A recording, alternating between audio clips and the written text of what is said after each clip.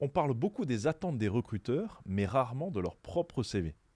Aline Cossé, recruteuse depuis plus de 15 ans, nous montre le sien et détaille ses choix. Structure, hiérarchie, formulation, tout est pensé pour capter l'attention des recruteurs. C'est l'occasion de voir un vrai CV fait par une pro avec des astuces que tu peux appliquer directement au tien.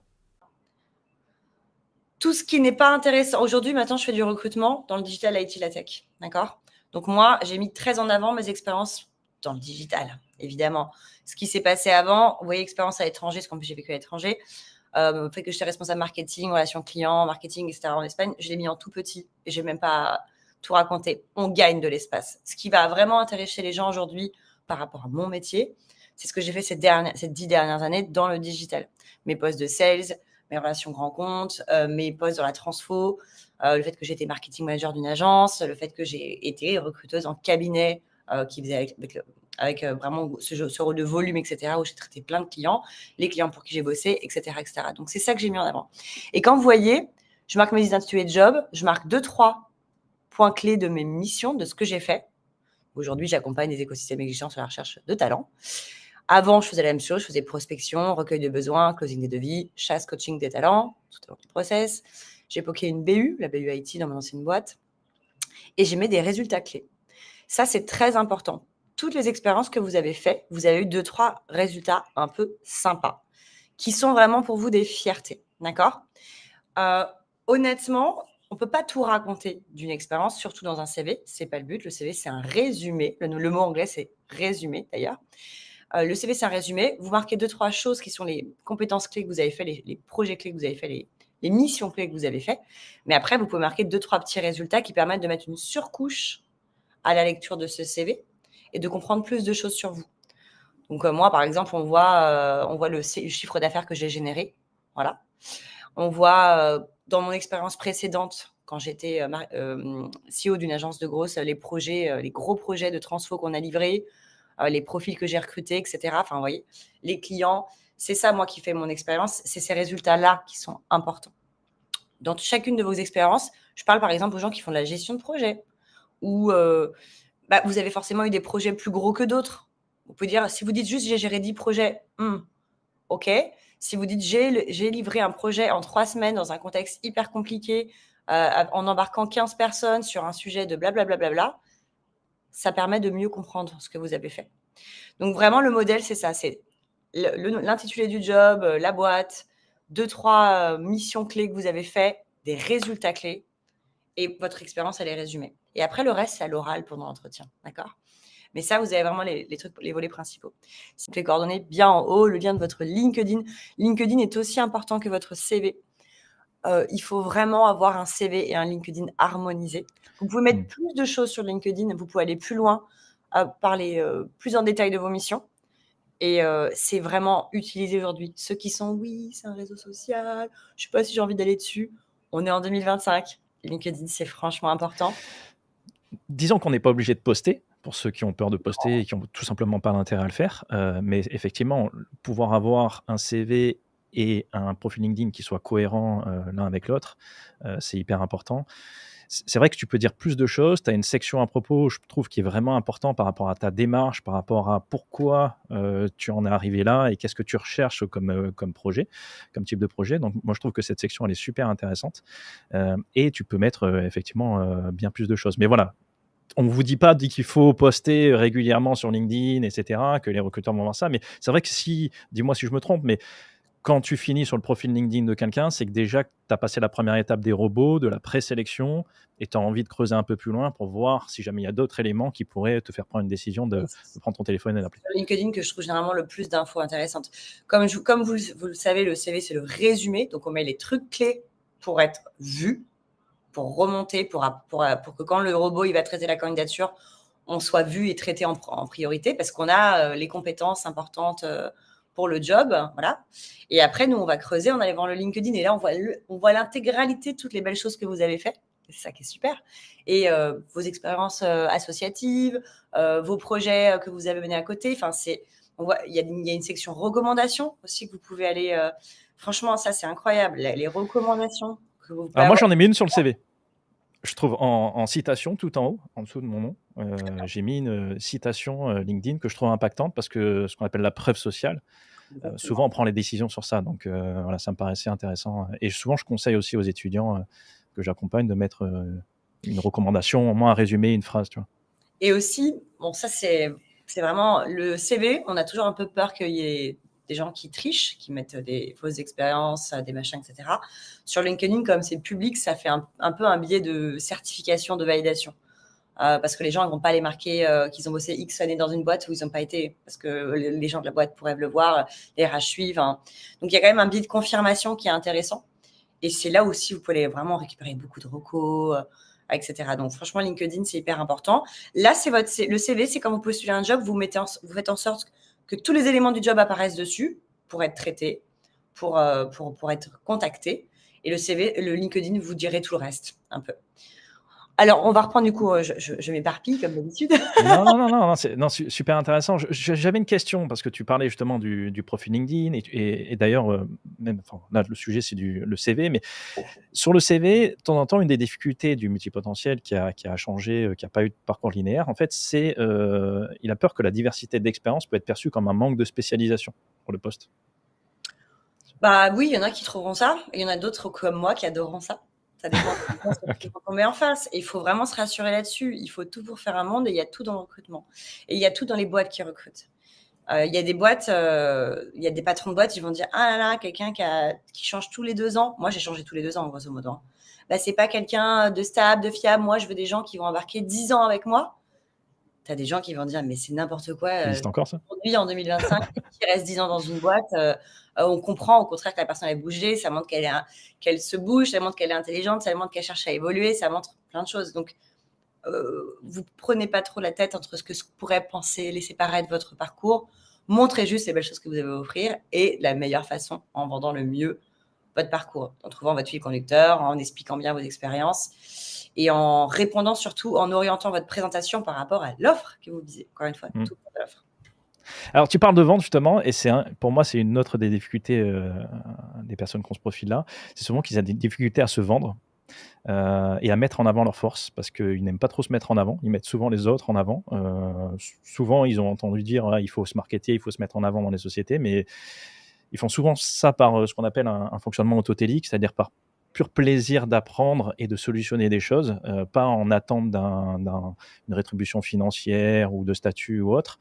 Et ouais, c'est pas, enfin, très régulièrement, nous, dans la communauté, on a des personnes justement qui ont du mal à se vendre et à se mettre en valeur et qui ont aussi c'est souvent des personnes qui sont autodidactes et qui n'ont pas forcément les diplômes aussi pour attester du fait qu'ils ont des compétences, des connaissances.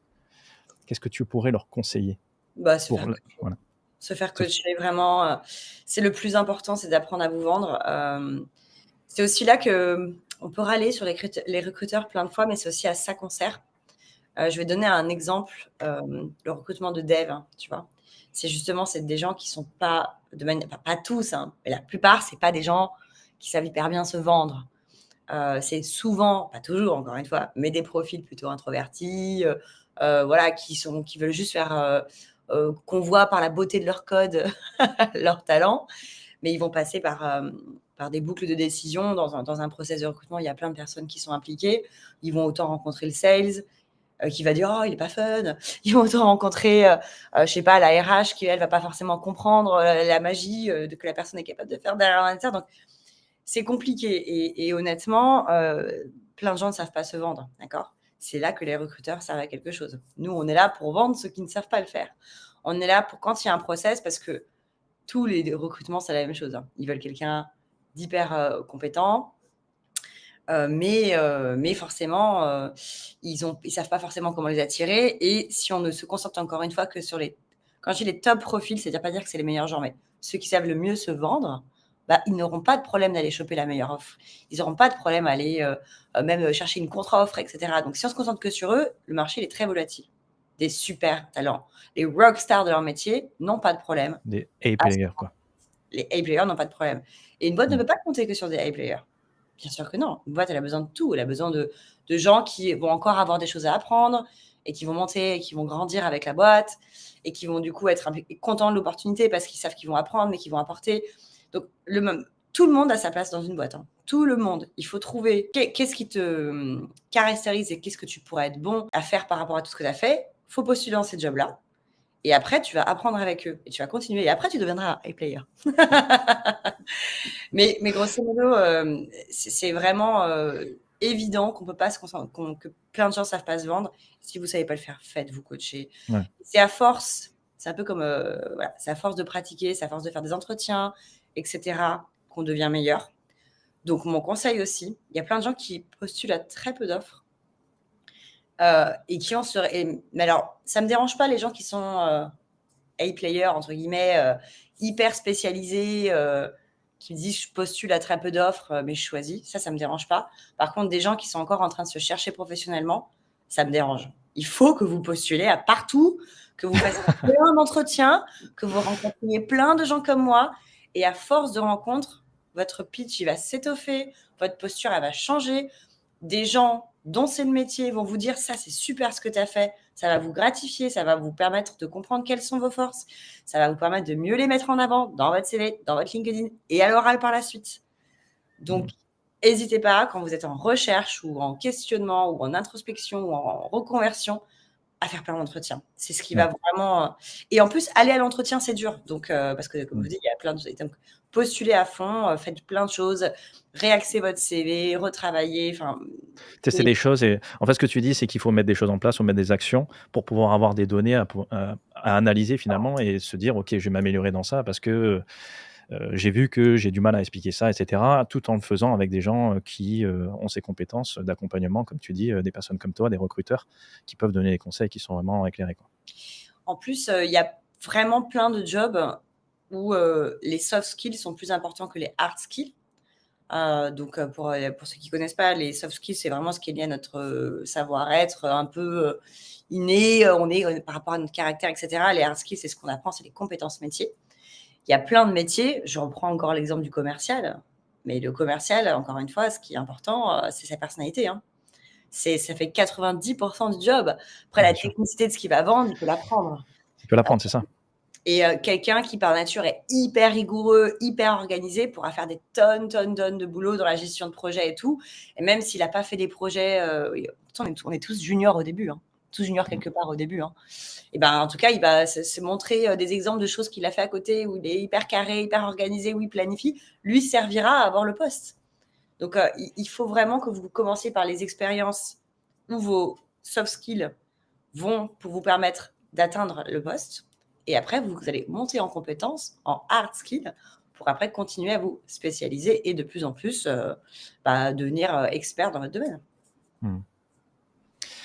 C'est ce qu'on dit souvent aussi en entrepreneuriat, c'est pareil, hein, de commencer des projets justement, même pas forcément au tarif qu'on a en tête au début, et même pourquoi pas une prestation gratuite pour pouvoir vraiment montrer quelque chose, déjà monter en compétences et finalement être tellement bon dans ce que tu fais que non seulement ta personnalité finalement plaît à vos personnes à qui tu t'adresses, mais également après tes compétences techniques. On a une première question par rapport à ce qu'on avait dit sur LinkedIn. C'est Inti qui pose la question: bonjour, faire son CV et son profil sur LinkedIn est-il une bonne idée alors que l'on n'est pas forcément bilingue? Je sais pas ce que tu en penses, mais est-ce que c'est vraiment lié? Parce que finalement, LinkedIn, aujourd'hui, tu n'es pas obligé de faire une partie en anglais, en fait. Tu peux complètement zapper cette partie et faire qu'en français. C'est un réseau social qui est international. Du coup, Voilà. moi, j'utilise la plateforme française. J'ai aussi la version anglaise. C'est pas du tout obligatoire. Non, il n'y a pas de blocage. C'est vraiment en français. C'est extrêmement utilisé. La plateforme française, c'est le numéro 1. Karine aussi qui dit: je change aussi souvent, sauf que je suis plus âgé que vous et que là, mon CV commence à être très long. Et justement, c'était une des problématiques que j'avais envie d'aborder avec toi. Comment tu fais quand tu as eu beaucoup d'expérience et que tu as un CV qui est trop long ou trop dense et que les recruteurs, ils n'ont pas tout le temps du monde finalement pour lire ton CV. Qu'est-ce que tu conseilles en termes de longueur de CV? Une info que j'ai pas donnée et qui est hyper importante. Est-ce que tu as une idée, Julien, du temps moyen qu'un recruteur passe sur un CV? Dis en chiffres. Moi, j'aimerais être optimiste et dire 10 secondes. Non, c'est 5 secondes. Ouais. Et encore, c'est 3 secondes en vrai. Faut comprendre, on reçoit des tonnes de candidatures. Notre œil, il va faire diagonale, il va regarder ce fameux volet compétences métiers, expertise, peu importe. Et est-ce que les mots-clés du job sont là? Après l'œil, paf, il passe sur la droite et il regarde les expériences. Il va chercher qu'est-ce qui est intéressant là-dedans. D'accord? Les missions, etc. Nanana. Et après, il va décider s'il swipe à gauche ou il swipe à droite. C'est aussi simple que ça. D'accord? Donc, il faut, si vous avez plein de choses, c'est cool. Mais encore une fois, le CV, ça doit être un résumé. Et un résumé lié à un poste que vous visez. Donc, si vous avez plein de choses, vous visez ce poste-là, vous faites en sorte que les infos importantes soient là. Et après, vous pouvez écrire en plus petit ou sur une deuxième page tout ce qui n'a pas forcément de lien avec le job en question. Vous pouvez vraiment centraliser toutes vos expériences avec en gros et en petit, en gros les trucs qui ont un sens avec la mission que vous visez, en petit, comme moi j'ai fait là, sur mon CV, si vous baissez, j'ai parlé de mes autres expériences, j'ai fait 3 lignes. Celles qui n'ont pas de lien avec le poste, vous pouvez les écrire en toute petite et les étoffer en page 2, par exemple, voire page 2. Vraiment, si vous avez des trucs qui n'ont rien à voir, oui, faites en page 2, vous étoffez ce que vous avez pu faire ailleurs, mais vous mettez dans votre page principale, la page 1, vous mettez les trucs qui sont liés au job que vous visez. Ok. Et le reste, c'est de la richesse, c'est super cool, mais ça ne doit pas être ce qui te tape. Il faut que ce soit hyper lisible. Il faut vraiment comprendre que ce soit hyper lisible. Est-ce que c'est pas un risque justement pour le robot, de perdre le robot si tu mets une page 2 avec, d'autres expériences qui n'ont pas forcément quelque chose à voir? Non, ça va? Non, Tant qu'il non, repart les mots-clés finalement, il est capable de te encore, donner, de te faire ressortir le il y a CV? hiérarchisation. Donc, si en page 1, il Ouais, trouve toutes les principales, OK. en plus, quand il y a des CV de 2 pages, généralement, le robot, comme l'humain d'ailleurs, va supposer que c'est les dernières expériences, donc c'est les plus importantes par rapport au poste en question. D'accord. Donc vraiment pas de sujet parce que vous pourriez avoir, je sais pas, des trucs, marquer des choses de votre début de carrière qui ont rien à voir avec ce que vous faites aujourd'hui. Et du coup, il va forcément aussi, il y a une espèce d'algorithme où il va y avoir plus de points sur les entre guillemets informations les plus récentes dans le volet expérience. Il va y avoir plus de points si ce que vous marquez comme compétences métiers à gauche est répété dans le volet expérience. Donc moi, c'est marketing, c'est gros, c'est IT, c'est tech, c'est relations grand compte, c'est répété. Donc là, ça fait un scoring qui est encore différent. Mmh. Donc, non, faut vraiment partir de l'offre et ça sera plus simple. Vraiment, c'est Alors beaucoup. comment tu fais justement? Parce que tu dis que c'est par ordre chronologique que tu mets tes expériences. Si finalement tu recherches un poste que tu avais fait il y a quelques années et donc c'est pas ce que tu as fait dernièrement, est-ce que tu le remontes, en haut? Est-ce que tu le laisses en bas, mais tu passes vite fait sur les dernières expériences qui sont pas forcément pertinentes par rapport à ce que tu recherches? Qu'est-ce que tu conseilles? Tu peux avoir toutes tes expériences, mais écrire en plus petit et mettre en avant, du coup, celle-là. Franchement, D'accord. mais le robot va le voir parce que ça sera celle qui a le plus de contenu et l'humain va le voir aussi. C'est vraiment et c'est un tout. Et il faut que dans le cas, il faut que dans ton volet expertise, ça soit pareil dans les compétences métiers clés que tu mets en avant en priorité. D'accord. Alors justement, il y avait une question de Damien. On peut vite paraître erratique sur LinkedIn quand on s'intéresse à beaucoup de sujets. Faut-il finalement ne plus communiquer que sur un sujet, se spécialiser? Alors oui, effectivement, ça parle de LinkedIn, là, pas du CV. Non. Non. LinkedIn, c'est un réseau social. Avant tout. Aujourd'hui, les gens ont peur parce que c'est aussi là où on a notre CV qui est un peu affiché, je comprends. Mais c'est vraiment un réseau social avant tout.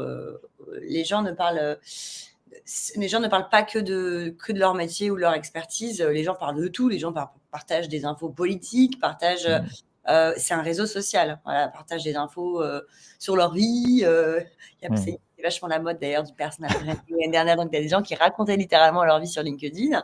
Ouais, c'est encore C'est encore un peu le cas. Non, non, pas de problème. On peut parler de tout. Par contre, ce qui est très important sur LinkedIn, c'est que justement, vous pouvez aller plus loin que sur le CV. Vraiment, vos expériences sont beaucoup plus détaillées, etc. Donc, c'est chouette. Mais vous pouvez faire un petit pitch, un peu fil conducteur en intro. C'est un peu ouais. d'ailleurs comme mon CV à moi. Regarde, si tu remontes sur mon CV, je le fais aussi sur les CV et je recommande à tout le monde de le faire. Ça résume moi en 5 lignes. Et il faudrait que Mmh. tout le monde ait ça. Vous résumez en 5 lignes d'où vous venez et pourquoi finalement vous êtes faite pour le poste que vous visez. C'est cette espèce de surcouche, le pitch, qui fait le lien avec toutes vos expériences, vos compétences métiers, etc. Donc voilà, moi c'est sales dans la tech et consultante en agence marketing. J'ai appris à vendre, mais à côté, j'ai une grande agilité intellectuelle qui me permet de basculer rapidement entre les différentes problématiques métiers de mes clients. Voilà. Tout au long de ma carrière, j'ai eu à recruter pour mes équipes. Aujourd'hui, j'en ai fait un métier. Bon, vous voyez, c'est un petit pitch un peu marketé, Mmh. mais c'est hyper clair du coup, comment les gens comprennent que je viens des métiers sur lesquels je recrute et que du coup, ça sera pas compliqué pour moi d'arriver dans leur univers finalement. Et Ouais. vous, c'est la même chose. Il faut trouver votre pitch, votre fil conducteur et vous pouvez le mettre de façon très concise sur votre CV, ça marche à fond. C'est vraiment énormément lu. Quand il y a ça, on le lit en premier. Ah ouais, Ça nous simplifie le travail, de recruteur. OK. Et sur votre, LinkedIn, dans intro, vous pouvez aussi faire quelque chose de plus étoffé et cetera, mais vous pouvez aussi. Et puis ça donne tellement d'informations finalement sur l'état d'esprit, sur la manière de s'exprimer de la personne, et cetera, sur le dynamisme. Je trouve que ça traduit beaucoup de choses. Alors c'est vrai qu'aujourd'hui avec les intelligences artificielles, je pense que beaucoup vont être tentés finalement de le faire par l'intelligence artificielle.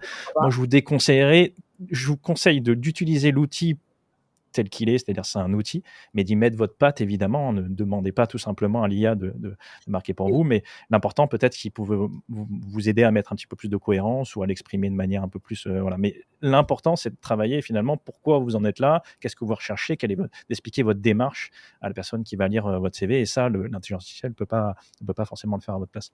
Alors on a ouais, tu voulais Alors, je voulais rajouter juste quelque chose? rebondir sur ça parce que c'est Ouais, super justement pour les multipotentiels ChatGPT. On va être clair. Moi, parfois, synthétiser, ouh! pour les babous, parfois, je fais des mails à des clients pour leur expliquer des choses. J'ai 2000 idées à la seconde et j'arrive pas bien à structurer et je dis: «Salut, GPT, je voudrais dire ça à mon client, voilà les points que je soulève. Est-ce que tu pourrais me le retravailler de façon plus comme ci, plus comme ça?» Et après vous mettez votre patte, bien sûr, c'est très important. Mais ChatGPT est vraiment là pour vous aider. Hem, Surtout, voilà, vous dites, voilà tel poste. Franchement, ça, beaucoup de gens le font et ça marche bien. Voilà le poste que je vise, vous copiez-collez l'offre. Voilà mes expériences. Est-ce que tu peux m'aider à retravailler mon CV ou à et faut pas mentir après derrière. Faut vraiment parce que parfois ChatGPT peut écrire des bêtises, mais il va vous donner une espèce de trame et vous l'optimisez, vous la retravaillez avec votre patte d'humain, mais au moins vous aurez un truc qui est plus linéaire et qui va mieux matcher. Ça peut vraiment vous aider dans ce travail de trouver votre fil conducteur, dans ce travail de mettre en avant vos expériences. ChatGPT, il a été nourri jusqu'à l'année dernière par tous les contenus d'internet. Donc les offres, il en a Mmh. vu passer, des candidats, il en a vu passer aussi. Donc il sait faire le lien, hein, ChatGPT. Ça peut être Mmh. un bon outil pour vous aider. Alors, on a eu quelques questions dans le chat. Une première de Céline, et en candidature spontanée, entre parenthèses, l'entreprise slash le domaine m'intéresse, mais pas d'annonce. Comment tu fais Alors, finalement? Parce que tu peux pas axer, sur une offre. Qu'est-ce que tu conseilles? bah, déjà, tu vas regarder les gens dans l'entreprise, quel poste ils occupent, quelle équipe tu pourrais rejoindre.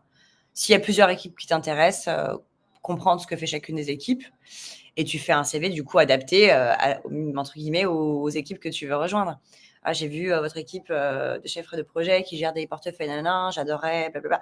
C'est un peu compliqué parce que c'est très abstrait, mais honnêtement, que l'univers t'intéresse, c'est bien, mais eux ce qu'ils veulent, c'est des compétences et c'est des gens qui vont faire des missions. Donc faut pas que juste l'univers t'intéresse. Je vais donner un exemple. Il y a plein de jeunes femmes qui sortent d'études et qui disent: «Je veux bosser dans le luxe». Mais c'est, parce qu'elles imaginent un truc hyper prestigieux, oh mon Dieu, si elles savaient les métiers qu'il y a derrière dans le luxe, elles iraient pas forcément aussi vite.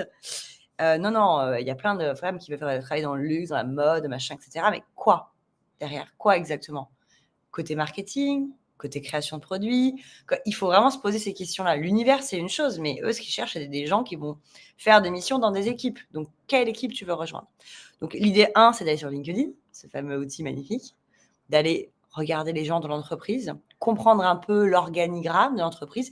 On le trouve d'ailleurs souvent aussi sur les sites des entreprises, hein. On trouve souvent notre équipe nous rejoindre.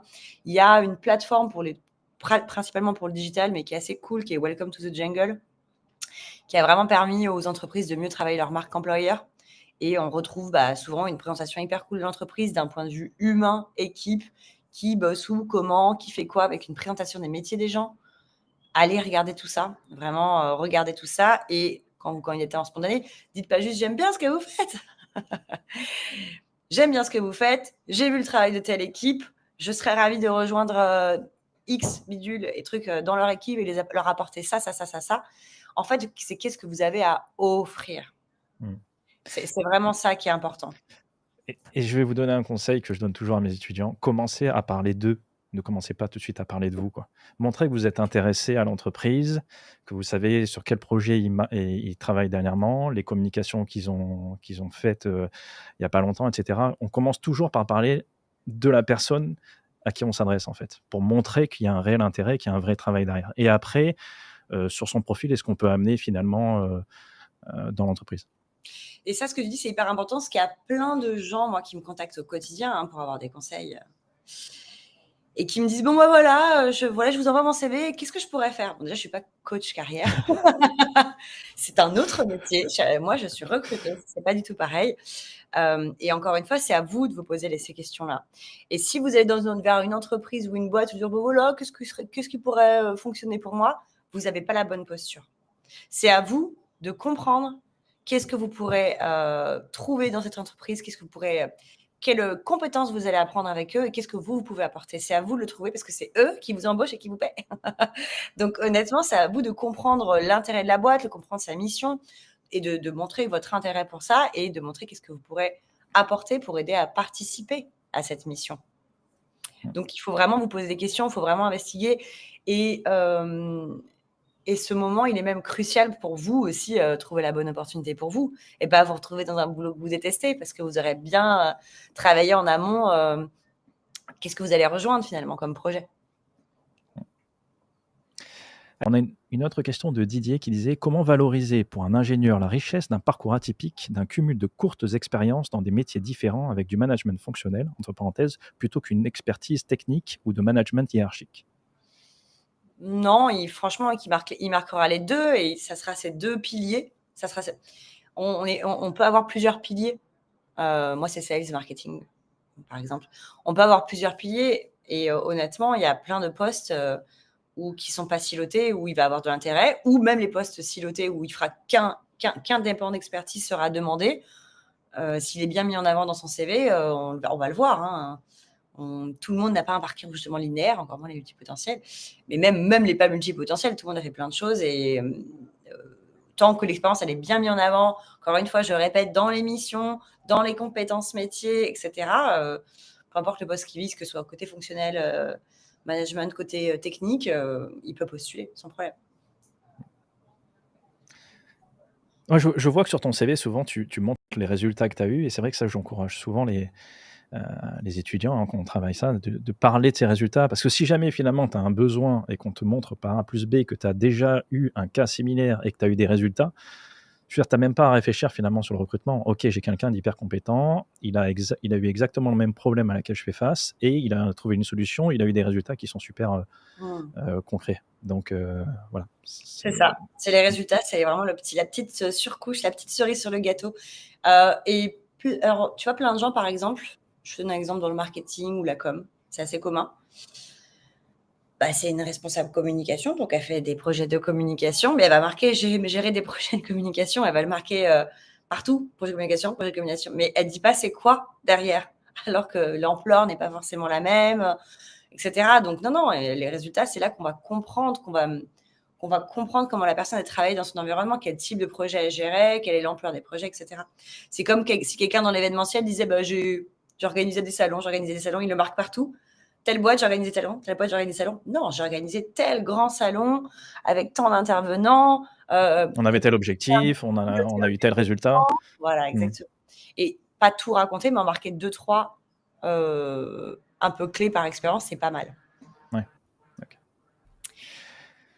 Une question un petit peu, technique, mais je la trouve intéressante. Manuel qui dit: «Du côté recruteur, comment fonctionne LinkedIn avec l'intelligence artificielle? Propose-t-il des candidats en fonction d'une description de poste? Et du côté candidat, comment optimiser son profil pour mieux ressortir?» Ça, c'est vrai que souvent, quand tu comprends le fonctionnement d'un outil, beh, tu peux, Faut faire un c'est live comme quand sur l'algo, tu vois, d'un réseau social, quoi. parce que j'ai plein de choses sur LinkedIn à dire. Justement, en plus, quand on est un peu en train de chercher, qu'est-ce qu'on veut faire? LinkedIn est un formidable outil. Il suffit que vous passiez une bonne journée à justement, le CV, c'est le résumé, mais le LinkedIn, c'est la version enrichie de tout ce que vous avez pu faire et qui est génial. Donc votre, LinkedIn, vous le remplissez à fond, et vous taguez vos compétences. Toutes les compétences que vous pensez, vous taguez tout. L'algorithme de LinkedIn, après, quand vous allez sur emploi, vous mettez pas d'intitulé de poste, d'accord? Juste par rapport à ce que vous avez tagué comme compétences, les boîtes où vous avez travaillé, les machins, il va vous faire le boulot. Vous marquez rien dans le champ emploi, vous marquez juste une région, France, pays, machin, et il va vous proposer des offres d'emploi qui sont liées à votre profil. C'est fantastique. C'est-à-dire qu'au lieu de vous poser la question de qu'est-ce que je vais faire, il va vous dire qu'est-ce que vous pouvez faire comme ça nativement, de par ce que vous avez rempli comme data. C'est super.